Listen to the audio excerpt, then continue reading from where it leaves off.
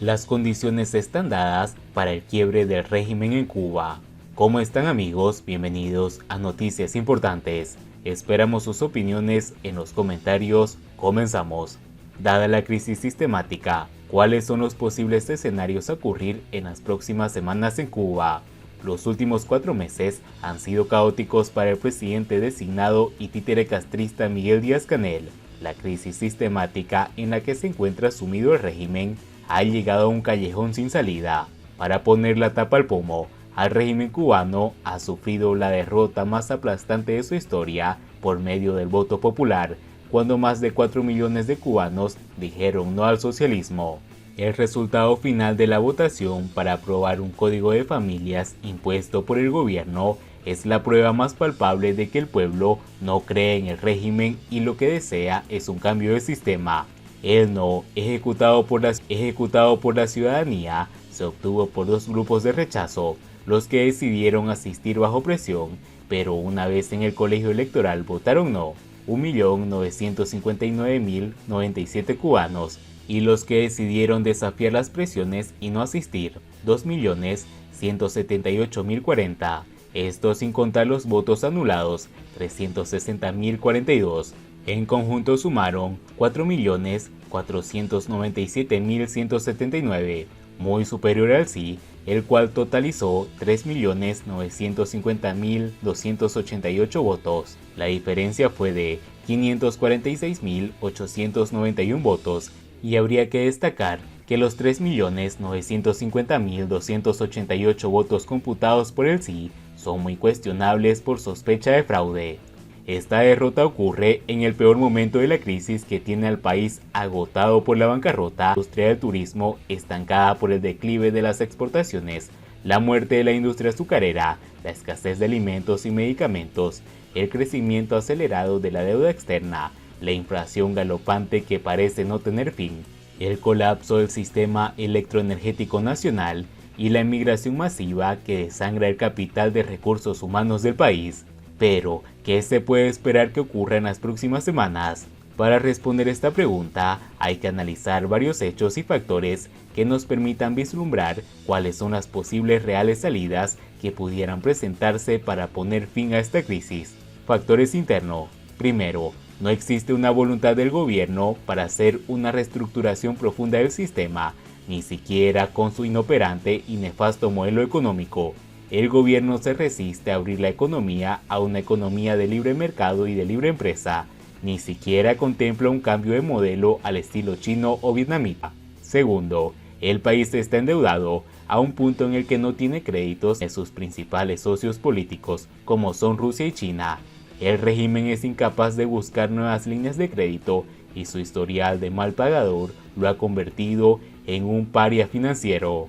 Tercero, la industria azucarera está totalmente destruida. El país ya no exporta azúcar, ahora la importa. Cuarto, las exportaciones de los principales rubros de la economía han declinado considerablemente al punto de que las remesas generan más ingresos que los principales sectores exportables del país, como son el tabaco, azúcar, níquel, turismo, productos agropecuarios, medicamentos e industria pesquera. La industria turística no se ha recuperado después del impacto de la pandemia. Aún en estas circunstancias, los pocos recursos que tienen lo invierten en la construcción de nuevos hoteles, enviando una clara señal de que el Estado se desentiende de sus obligaciones de servir a su pueblo y ha caído en manos de una mafia oligarca. Hace 3 años que el país no recibe prácticamente inversiones. Cuba se ha convertido en uno de los mercados con más alto riesgo de inversión en el planeta para los inversionistas extranjeros. El sistema electroenergético nacional está colapsado, sus principales termoeléctricas están obsoletas, tienen más de 35 años de uso. El país no tiene recursos financieros para poder sustituirlas ni para darles el mantenimiento que necesitan. El país está descapitalizado. La poca industria que aún está funcionando, la mayoría está obsoleta, presentan atrasos tecnológicos y no son muy eficientes. Mientras que el sector privado no existe, el movimiento de contrapropistas, que en algún momento en 2016 sobrepasaban las 550.000 licencias, hoy apenas sobrepasa las 150.000.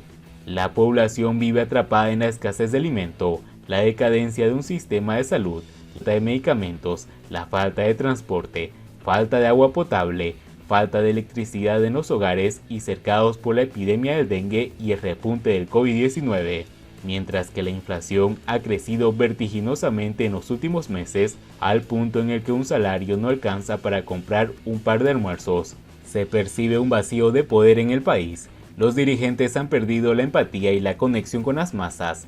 El discurso oficial no conecta con el pueblo cubano.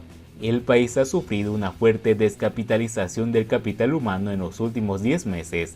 Ya van más de 200.000 cubanos que han emigrado a Estados Unidos por las vías informales. La política de terror implementada y ordenada por Díaz-Canel y los dirigentes del PCC no ha podido evitar las protestas del pueblo, las cuales cada día se hacen más visibles y contestatarias. En los últimos 4 años, los principales sectores que generan ingresos en la economía del país han tenido una pérdida acumulada de 29.64 millones de dólares en comparación con los ingresos obtenidos en el año 2013. Esta cifra es similar a la deuda externa condonada por Rusia a Cuba en 2015. El sistema de salud está colapsado. La pandemia del COVID-19 puso al descubierto su fragilidad y derrumbó el falso mito de una Cuba como potencia médica. The Economist colocó a Cuba entre los países con las cifras más altas de muerte por la pandemia. Ahora pasamos a los factores externos. El panorama de la economía mundial impacta fuertemente en la destruida, ineficiente y pobre economía cubana. Las grandes potencias económicas están pasando por un proceso de recesión e inflación y la economía cubana no escapa a este escenario. Esta situación encarece la compra de productos y materias primas en el exterior y es preciso recordar que Cuba importa el 80% de los productos que consume. La subida del precio del petróleo impacta en los precios de los productos importados y el precio de los fletes y limita la capacidad de generación de energía del país, que no cuenta con recursos financieros para poder pagar petróleo que necesita. Mientras que los envíos de petróleo por parte de Venezuela han disminuido considerablemente, lo cual genera un vacío de abastecimiento que no puede llenarse por la falta de recursos financieros. Las relaciones del régimen cubano con los Estados Unidos están estancadas y no se vislumbra un retorno al status quo que generó el deshielo impulsado por la administración de Barack Obama, a pesar de que la administración de Biden ha restaurado los vuelos a la isla y los envíos de remesa por vías digitales.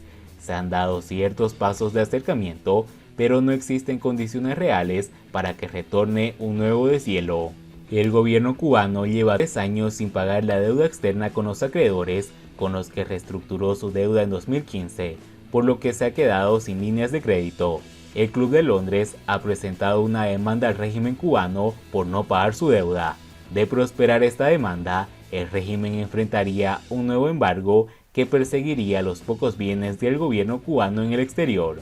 No existe una potencia externa que pueda ir al rescate económico del régimen cubano. La experiencia de la antigua Unión Soviética y de Venezuela han sido lecciones bien aprendidas por Rusia de Putin, ahora en serios problemas por la guerra con Ucrania, y también fue aprendido por China, quienes no tienen inversiones en la isla y ya no les dan líneas de crédito al régimen cubano. Ningún país latinoamericano irá al rescate de la economía cubana, ni México, Chile, Colombia o Brasil, si Lula es presidente, podrían salvar de forma conjunta la economía en bancarrota del régimen cubano. La administración Biden está en la encrucijada de reavivar o no el deshielo en medio de la ola represiva más grande que ha hecho el régimen cubano en toda su historia. Un grupo de personas dentro de la administración, convencidos de que la política de deshielo es la correcta, hará todo lo posible para tratar de restaurar el deshielo y enviar una bocanada de oxígeno al régimen de La Habana. Dar este paso sería una política contradictoria y fallida de la administración Biden, después de afirmar que sancionaría a todo aquel gobierno que apoye la invasión de Rusia a Ucrania y la anexión de varios de sus territorios. Y bien amigos, así vamos terminando las noticias importantes del día de hoy. Por favor, nos ayudarían mucho compartiendo las noticias y así poder informar a muchas más personas de la verdadera realidad en Cuba. Patria y vida, mis hermanos, nos vemos en el siguiente informe.